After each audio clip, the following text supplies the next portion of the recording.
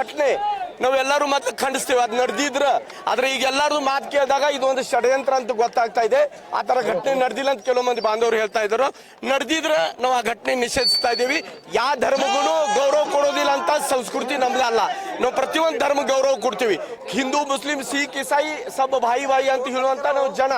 ಆದ್ರ ಇದೊಂದು ಷಡ್ಯಂತ್ರ ಮಾಡಿ ಅಲ್ಲಿ ಇರುವಂತ ದಲಿತ ಬಾಂಧವರಿಗೆ ಹಿಂದೂ ಬಾಂಧವರಿಗೆ ತ್ರಾಸ ಕೊಡುವಂತ ಕೆಲಸ ಒಂದು ಷಡ್ಯಂತ್ರ ಮುಖಾಂತರ ನಡೀತಾ ಇದೆ. ಅದಕ್ಕೆ ಪೊಲೀಸ್ ಡಿಪಾರ್ಟ್ಮೆಂಟ್ ಜಿಲ್ಲಾಧಿಕಾರಿ ಅವ್ರಿಗೆ ನಾವು ವಿನಂತಿ ಮಾಡ್ತಾ ಇದೀವಿ, ಯಾರು ತಪ್ಪು ಮಾಡಿದಾರೋ ಅವ್ರಿಗೆ ಶಿಕ್ಷೆ ಮಾಡ್ರಿ. ನಮ್ದು ಏನು ಅದಕ್ಕೆ ಅಭ್ಯಂತರ ಇಲ್ಲ.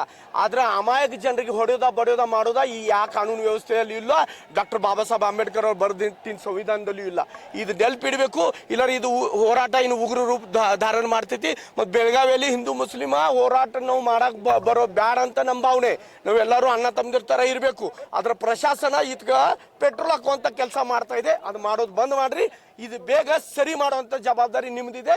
ಅದು ಅಮಾಯಕ ಜನರಿಗೆ ತೊಂದರೆ ಕೊಡುಲ್ದ. ಅಮಾಯಕ ಜನರಿಗೆ ತೊಂದರೆ ಕೊಟ್ರ ನಾವು ಹಿಂದೂ ಏನು ಬಲಿ ಹಾಕೊಂಡು ಕೂತಿಲ್ಲ, ನಾವು ಬೀದಿಗೆ ಇಲ್ದ ಇದು ಉಗ್ರ ಹೋರಾಟ ಮಾಡ್ತೀವಿ.